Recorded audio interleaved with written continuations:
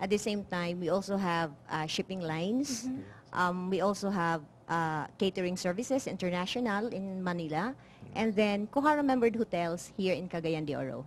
So, ganito yon. Like, for example, yung sa'yo pala, Hazet, ang nangyari sa'yo, did you take the short course trainings like yung sinasabi ni Ma'am Ness na meron 3 araw lang na workshops, or did you go through the entire program? Baking series lang din yun. Ayan, short course lang siya. So, like, once a week. So, parang mga equivalent to 28 days hands-on yun. So, parang mga 3 months to 4 months lang yun. So, pag doon yung mga ginagawa ninyo, Ziggy, would be, that will already qualify you as a chef? Or hindi pa? Tingin ko hindi pa. Kasi after that, tulad nung nila Rick nga, they still have to go through an oral exam and a final written exam. So meron din palang ganon. That's right. Pero walang something like, Candice, di ba, pagka nurse ikaw, meron ka pang PRC board, di ba, para makakuha ka ng license. Dito naman, walang mga ganyan. It's not a licensing exam. Sa school, we had yung comprehensive exam. Here also, we can take the NC2. What's an NC2? Say national... It's from TESDA. Yeah, from it's a TESDA. TESDA requirement. So you are accredited by TESDA also. Yes. So it has to be in partnership, not just with other institutions, but also with TESDA, Ma'am Ness. That's right. Yes, Doc. It's with TESDA. Although the program is an 8-month culinary arts with holistic nutrition. However, embedded on our program is the commercial cooking NC2 with TESDA, in which we are at the same time authorized to offer. So ang ano natin, balikan ko si Hazet. Yung sa'yo kasi is baking, no? More of sa pastry making and breads. Pero yung sa kanila Candice, at saka kayo Rick, at saka yung Ziggy, pag sinabi ninyo na yung 8-month intensive course na once a week na inano nyo, that will cover everything ba? From adobo making maybe to pasta? Yes, true. To ano? Yes. Yes. We went through baking and very important knife skills. We went through that and ano yung sinasabi mo knife skills?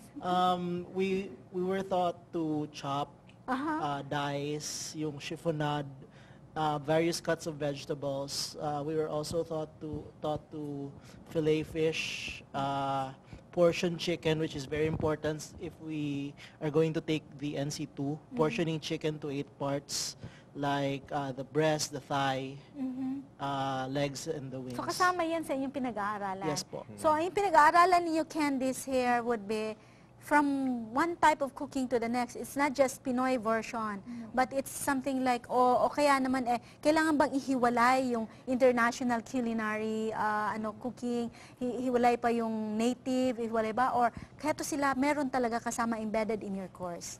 It's embedded in the course. Like for this day, we had Italian cuisine. Next week would be Mexican. Next week would be Mediterranean. So among these na you have been taught, kasi you're a new graduate, which of them do you like best? Or do you happen to be so interested in, if you are to put up your own later, if your plans is to be on your own, what would it be? It's more on baking and pastries. So pareho ka din kay Hazet? Yes. So magpa-partnership kayong dalawa. Okay yan. Okay, ikaw naman, Rick. Ako rin po, baking rin po ako. Baking ka rin. Opo. Ikaw din, Ziggy? I specialize more in the hot kitchen, but I can also prepare breads and pastries as well. Pero when you say hot kitchen, what is that? Basically, hot kitchen, it comes everything from making sauces, preparing roasts, stewing. Basically, talaga... Now, let me ask pawis all of and you, let me everything. ask all of you, does it mean okay, let's talk about culinary muna as a science. Yes. Kasi parang our viewers must be wondering, ano ba yung pinag-usapan nila? Okay, so let's talk about culinary as a science. Ikaw, Candice, what has been your perception of culinary before you entered into it? First, I thought na magluto lang, diretso sa kitchen, luto-luto lang. But then there are theories behind it, like why should we use this kind of flour, or why this dapat large ang egg or small egg, and what is the effect of adding too much sugar to the cake, ganun din. So natutunan mo yan dyan sa... It's really an applied science. Okay, what about you, Rick? For me, applied science yun talaga po to. For example, poultry, it has to be cooked within 160 degrees to eliminate all the bacteria, all the germs, especially poultry kasi salmonella po, di ba? And Pag then, sinabi nating poultry, mga manok. yes Okay, po. chicken, Chicken, turkey. mga turkey, Yes, ganyan. tama O, yan. ostrich, That's right, ducks, tama. pigeons, sila yan. Sila Tama, yung tama po magkakasama. yan. Tama Oo, po. okay. So, kailangan pala may certain Certain degrees din pala. temperature po Oo. para pati yun ang kagaw. That is very important. That's right, that's right. For example, kung dugo pa ang manok, it's Delikado. big no-no. And then, vegetables, dapat certain temperature rin because if it's too hot, malata. And then, for example, baking rin po, parang exact rin, masyadong exacto ang baking. For example, parang 1 gram lang of flour ang off or 1 degree sa temperature off is off or too long, parang masisira talaga cake mo, yung bread mo. And so, you learned that in Yes po. school. And you would say na culinary arts for you per se as a personal as a personal interest, how do you define that? For me, interest ko talaga yung cooking. Maklaklaro naman sa katawan ko po. Same I here. don't just like eating. That's right. For me, bata pa po rin ako. Nag-cook na rin po ako with my mom. I used to be behind my mom and my grandma na Nice. watching them. My lola cooks very good lomi. That's my favorite from her. And then my mom, kare-kare, I used to watch them. So now you can perfect the kare-kare and the lomi. Yes. A lot better than your mom and your grandma, can you say? I won't say that because I still love their cooking. Sa'yo naman, Ziggy, Yes. bakit naging passion mo siya? Pareho po nung kay Chef Haset. Aha. Pero sa akin, yung paggising ng umaga, bakit? Naamoy ko yung pagkain eh. Parang, ang bango. Ano yun? What's that? That's something. And then the coffee. Si Papa, maggagawa ng kape. Naamoy ko. It brought yung parang interest. So I'd go down, run down the stairs, and then, maano tong niluto mo? Paano to?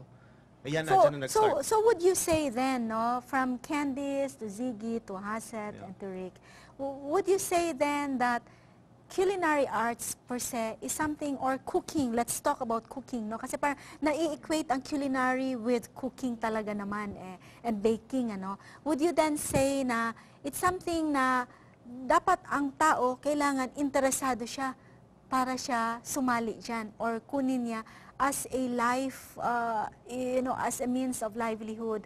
Kasi kailangan passion niya yun. Kung ang tao hindi mahilig magluto, mahilig lang kumain, dapat hindi ba siya sumali dito? Yes, Candice. For me, any profession na sasalihan mo, you need to love it, you need to enjoy, so that you can perform it better, diba? Any profession. So, hindi ka natatakot na tumaba? Kasi di ba pag sinabi nila, pag nagkukusina ka, usually tumataba yun eh. No, because we're taught on calorie counting.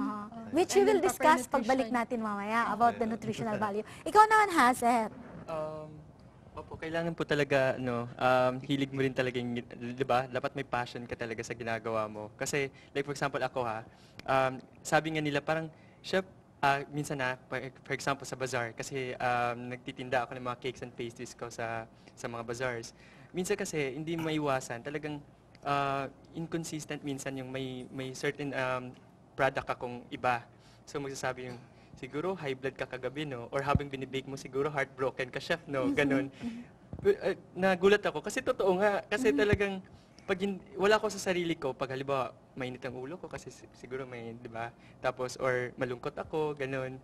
Talagang nakaka-apekto sa ginagawa ko, sa binibake ko. Ayan. So, ikaw naman, Chef Ziggy. Ako, wala. Pag nasa kusina ako, masaya ako eh. So, I've also handled a lot of cooks and chefs because of my work. Talaga kahit pareho yung recipe, nagtataka ko bakit merong may masarap, Merong hindi. merong di lami. So I don't know. Sa'yo I naman. still believe in the heart talaga. the Sa'yo passion. naman, Rick. I really believe na you have to have the passion. It's parang yung fundamental bitaw na if you don't love what you're doing, then why should you do it for the money? So you should not be in that business kung Yes. wala ka noon, ha? Yes. At saka totoo yun, sinasabi ninyo, ha, na di ba, Ma'am Nes, ewan ko, sa bahay ninyo, di ba? Tandaan ninyo to, ha, pag nagluto yung kusinera natin, o kaya nagluto yung nanay natin, at hindi naman siya nasa mood, ika nga, di ba? Iba talaga, ako nalalasahan ko yan, eh. Ha? We'll take a short break. Babalik po kami. Ay, thank you.